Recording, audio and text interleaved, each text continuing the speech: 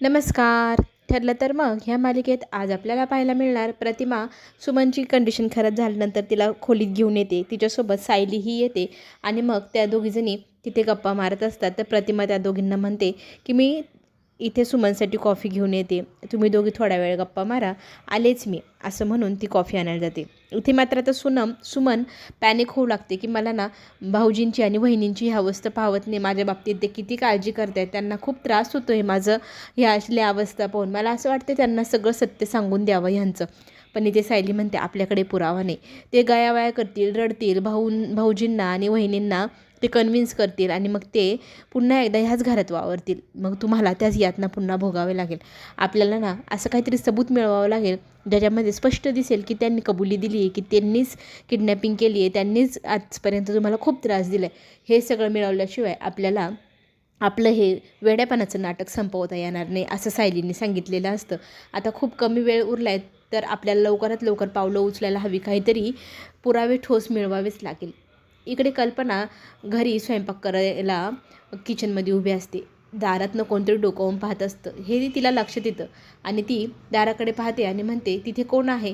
पुढे जाऊन पाहते तर काय, समोरच तिला सचिन दिसतो. सचिन तिला म्हणू लागतो की मला अस्मिताला भेटायचे, प्लीज मामा मला भेटू द्या ना, मी माफी मागतो तिची, मला माफ करा सगळेजण, मी आजपर्यंत चुकीचं काम केलं आहे. कल्पना जोरजोरात ओरडू लागते, इथे ना अस्मिताला त्रास द्यायला अजिबात यायच नाही, तू इथून निघ बरं. आणि तिचा हा वाढलेला आवाज ऐकून प्रतापही येतो. प्रतापही त्यांना विचारू लागतो काय झालं. सचिनला पाहिल्यावर त्याचाही संताप होतो. इथे खोलीमध्ये काय चाललेलं असेल म्हणून नागराजचा असा कालाकिट्ठा झालेला असतो. त्याला असं झालेलं आहे त्यावर खोलीत मी कधी जाईल, त्यांच्या गप्पा कधी ऐकतील.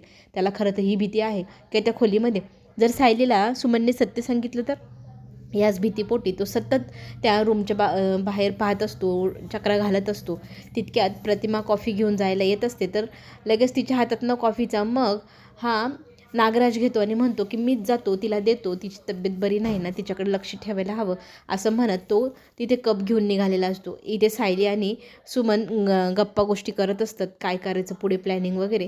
तितक्यात तिथे नागराज येतो. दोघीजणी बोलायचे बंद होऊन जातात आणि मग नागराजला पाहिल्यानंतर मग इथे पुन्हा एकदा सुमन वेड्यासारखं करू लागते की तुम्ही इथून जा, मला मारायचं आहे, मला दगडने ठेचून टाकणार, माझ्या तोंडात बोळा कोंबणार, माझे हात बांधणार आणि तो येणार, आता रात्र होणार, रात्र झाल्यावर तो मला मारून टाकणार, दगडाने ठेचून टाकणार, हातपाय माझे बांधून ठेवणार, अंधार होणार, अंधारात मला भीती वाटणार, अशी बिथरलेली अवस्था ती स्वतःची करून टाकते. तिथं सायली तिला समजत असते की काकू शांत व्हा, तुम्ही कॉफी पिता का, बघा ना काकांनी तुमच्यासाठी कॉफी आणली आहे, असं गोड गोड बोलत इथे सायली सुमनला नादी लावत असते. सुमन मात्र तिची बडबडत असते, हात दोन्ही करकोचून बांधायचे, पाय बांधायचे. इकडे प्रतापचा संताप झालेला असतो सचिनला पाहून. तुला वारंवार इथे येऊ नको सांगितलेलं असतानाही तू पुन्हा पुन्हा येतो, कशाला आलायस. तर तो म्हणू लागतो की मला एकदा अस्मिताशी भेटू द्या, बोलू द्या. मी तिच्याशी फोनवर कितीतरी वेळा बोलण्याचा प्रयत्न केला, पण ती माझ्याशी बोलत नाही, माझा फोन कट करून टाकते. प्लीज मला तिला भेटायचे, मला तिची माफी मागायची, झालं गेलं विसरून जा म्हणायचे, मी तिच्याशिवाय नाही जगू शकणार, अशी नाटकं करत तो घरामध्ये घुसखोरी करत घुसलेला असतो. त्यातच तिकडनं बाहेरनं अर्जुन येतो. अर्जुनने हे सगळं पाहिल्यानंतर अर्जुन त्याला थांबवतो. तो थांबत नाही, अस्मिताकडे जाण्याचा प्रयत्न करतो. तर इथे अर्जुन चिडून त्याच्या कानाखाली साटकन अशी वाजवून देतो आणि वाजवलं त्याला म्हणतो तू इथे पुन्हा यायची हिंमतच कशी केली, तू पुन्हा पुन्हा इथे येतोच का. तर तो तिथे सगळ्यांच्या समोर हात जोडून म्हणू लागतो मला अस्मिताची माफी मागायची आहे, मी केलेली चूक हे अत्यंत गंभीर आहे, मला मान्य आहे, पण मी अस्मिताशिवाय नाही जगू शकणार, प्लीज मला अस्मितासोबत राहू द्या. तर इथे प्रताप म्हणू लागतो तुला घराबाहेर काढलेलं असताना तू का आलास. तर अस्मिताही त्याच्याशी भांडायला लागते की तू का आलास, मला तुझं तोंडही पाहायची इच्छा नाही. तर तो सगळ्यांसमोर म्हणू लागतो की मी तुझ्याशिवाय जगू शकणार नाही, आजपासून मी जोपर्यंत तू माझ्याकडे येत नाही तोपर्यंत मी अन्न पाणी त्याग करून टाकणार आणि माझा जीव गेला तरी चालेल, असं म्हणत इमोशनल तो इथे अस्मिताला करण्याचा प्रयत्न करू लागतो की मी तुझ्याशिवाय नाही जगू शकत, हात जोडतो, पाया पडतो, मला तुझ्याजवळ राहायचं आहे, आपल्या होणाऱ्या बाळासाठी चांगलं फ्युचर द्यायचं आहे. अशा सगळ्या गोष्टी तो तिथे बोलून दाखवत असतो. हातपाय पडत असतो, अस्मिताच्या पाया पडत असतो, तिच्याजवळ माफी मागत असतो आणि मग म्हणू लागतो की प्लीज मला माफ कर, मी तुझ्याशिवाय जगू शकणार नाही. आत्ता तर मी ठरवलं आहे, जोपर्यंत तू माझ्याकडे परत येत नाही तोपर्यंत मी अन्नालाही शिवणार नाही, पाणीही पिणार नाही आणि मी माझं जीवन असंच सोडून देतो की नाही पाहतच राहा. असं म्हणत असताना त्याला सगळेजण म्हणताय तू इथे येऊन काही वेळ बोलू नको, अस्मिताला टेन्शनही देऊ नको. तर सायली म्हणते हे असलं अभद्र बोलणं तुम्हाला शोभत नाही, भरल्या घरात हे बोलणं कसं वाटतंय तुम्हाला, प्लीज असं काही बोलून जाऊ नका इथे येऊन. पण तो म्हणतो मी काय करू म्हणजे तुम्हाला सगळ्यांना माझ्यावर विश्वास बसेल, मी सुधारलो आहे, मला माफ करा असं म्हणू लागतो. तर त्याच्यावरती आता कोणीही विश्वास ठेवत नाही. पण अस्मिता मात्र आता विचारात पडली, जर याने खरंच जीव दिला मग तिला आता भविष्याचं काय, बाळाचं काय असा प्रश्न पडलेला असतो. आता इथे पुन्हा एकदा अर्जुन संतापतो आणि त्याला हाताला धरून बाहेर खेचायचा प्रयत्न करतो आणि म्हणतो प्लीज इथून निघून जा. तो म्हणतो नाही, मला अस्मिताशी बोलायचे, प्लीज अस्मी आपल्यासाठी, आपल्या बाळासाठी मला माफ कर ना, मला पुन्हा एकदा स्वीकार ना असं म्हणू लागतो. अस्मिता मात्र आता विचारात पडलेली आहे, काय करायला हवं, याला माफ करू का. आता ती शांत झालेली असते, त्याचं बोलणं ऐकत असते. त्याने आता सगळ्यांसमोर सांगितलेलं असतं मी आता अन्नपाणी घेणारही नाही आणि माझा जीव नक्कीच देणार.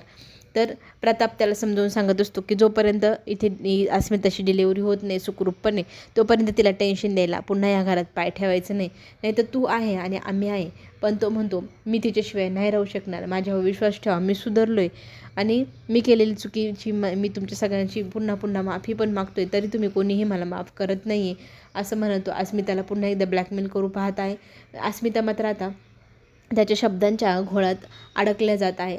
ती आता तिच्या निर्णयावरती ठाम राहील का नाही हे पाहणं आपल्याला पुढे रंजकच वाटणार. इथे आता सायली म्हणू लागते की तुम्ही जे काही बोलताय त्याने ना अस्मिताला टेन्शन येते, प्लीज असं काही बोलू नका आणि प्लीज इथून निघून जा.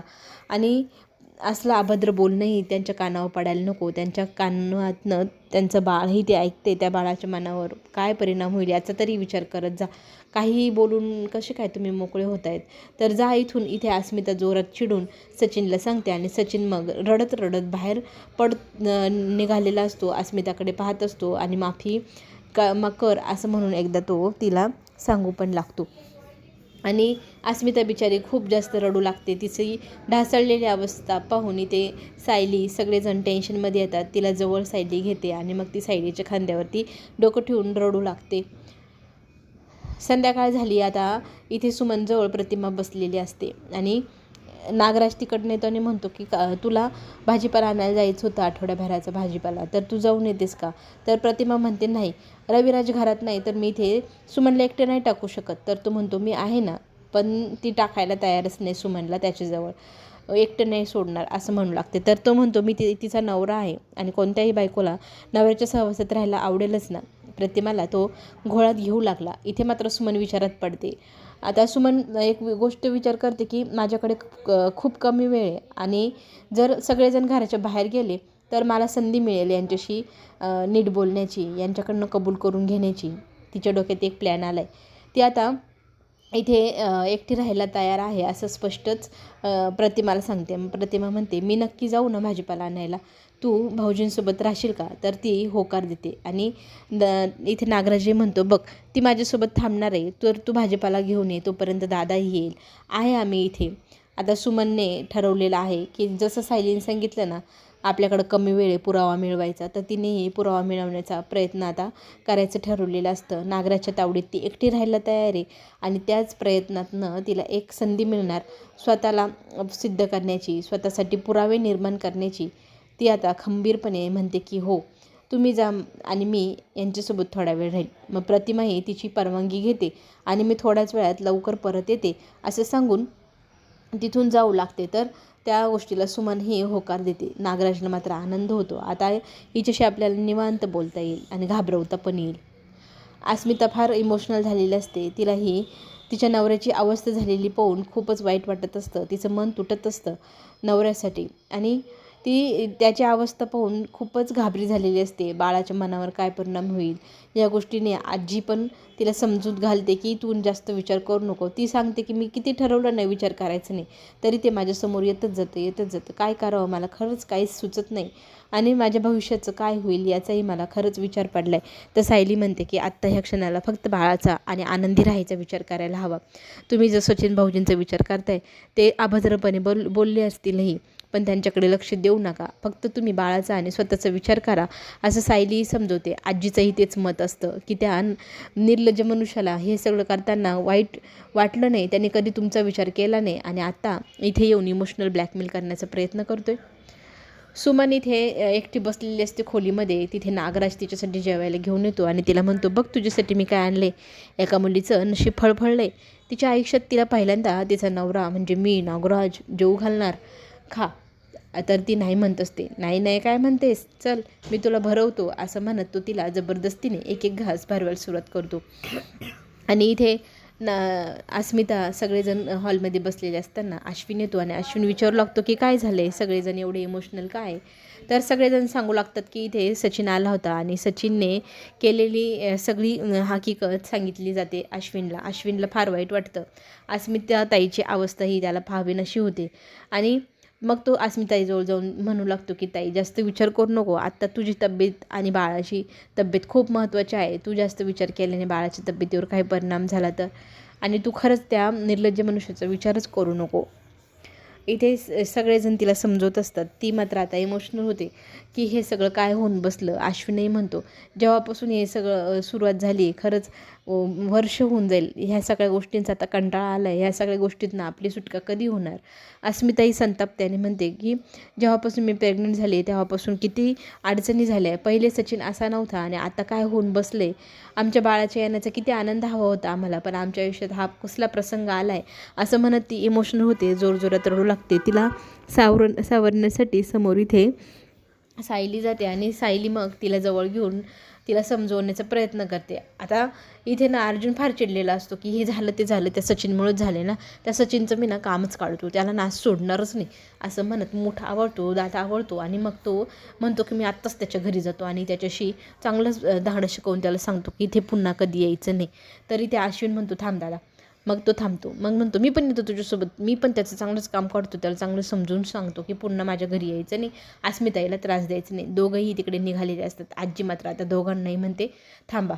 हा उतावीळपणा ना अजिबात करायची गरज नाही. अस्मीची जोपर्यंत डिलिव्हरी होत नाही तोपर्यंत आपण कसल्याही प्रकारचा निर्णय घ्यायचा नाही. आपण थोडा वेळ द्यायला हवा, शांत डोक्याने विचार करायला हवं आणि वादातनं वादच निर्माण होईल. आपल्याला वाद नको आहे. आपण आता हा वाद मिटवायचा आहे, त्याच्यासाठी आपल्याला प्रयत्न करायला हवे आणि जोपर्यंत तिची डिलिव्हरी होत नाही तोपर्यंत हा विषय इथेच थांबवायला आजीने सांगितलेला असतो.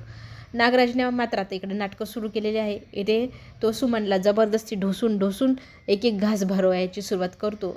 सुमन खात नसते, तिला बळजबरी खाऊ घालतो आणि म्हणतो तू ना वडापाव खाऊन कंटाळली असेल ना, घे तुझ्यासाठी हे मी छान जेवण आणले.